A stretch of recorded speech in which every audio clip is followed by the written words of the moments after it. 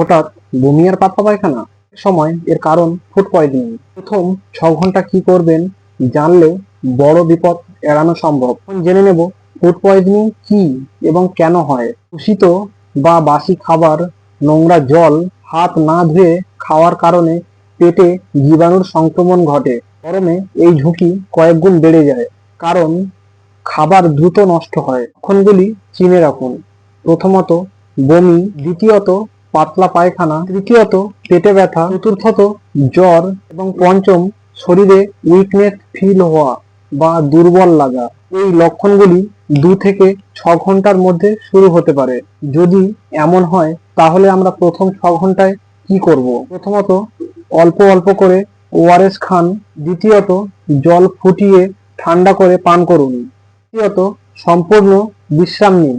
ভাত, কলা সেদ্ধ এবং হালকা স্যুপ খাওয়া যেতে পারে।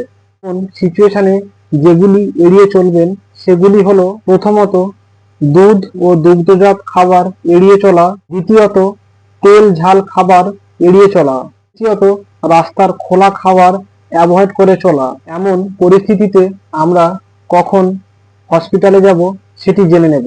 প্রথমত প্রস্রাব কমে গেলে, দ্বিতীয়ত শরীর খুব দুর্বল লাগলে, তৃতীয়ত পায়খানার সাথে যদি রক্ত আসে, চতুর্থত রোগী শিশু অথবা বয়স্ক হলে, পঞ্চমত প্রচুর পরিমাণে বমি হলে, 6 নম্বর যদি খুব মাথা ঘোরে, 7 নম্বর যদি খুব জল তেষ্টা পায়। এই রোগটিকে কিভাবে প্রতিরোধ করা সম্ভব? প্রথমত বাড়ির রান্না করা খাবার ঢেকে রাখুন। দ্বিতীয়ত খাবার আগে সাবান দিয়ে হাত ধুয়ে নিন। তৃতীয়ত পরিষ্কার ও ফুটন্ত জল ঠান্ডা করে পান করুন।